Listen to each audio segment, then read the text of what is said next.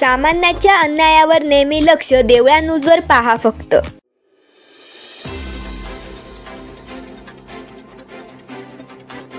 Pathardi Phata hotel express in समोर उडान पुलावर सकाळी भीषण अपघात झाला असून त्यात एका बुलेटस्वराचा अपघातामध्ये जागीच मृत्यू झाला. सदर मिळालेल्या माहितीनुसार मुंबईकडून नाशिककडे येणारा विटांचा भरलेला ट्रक पहिल्या लेनमधून दुसऱ्या लेनमध्ये बॅरिकेड तोडून रॉंग साईडला आला असता आणि त्यातच त्याने 407ला धडक दिली आणि ती पलटी झाली. अपघात एवढा भीषण होता की त्यातच बुलेटस्वार भिका जाधव नामक व्यक्तीचा जागीच मृत्यू झाला असून पुढील तपास पोलीस प्रशासन करीत आहे.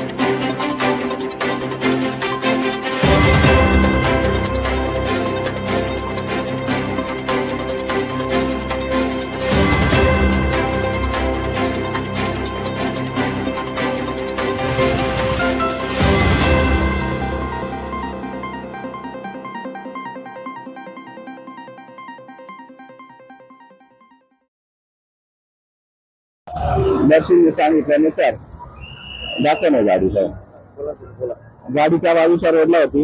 एका जोरात येणार 407 तिला किन्नर साईडला दाबून दिलं.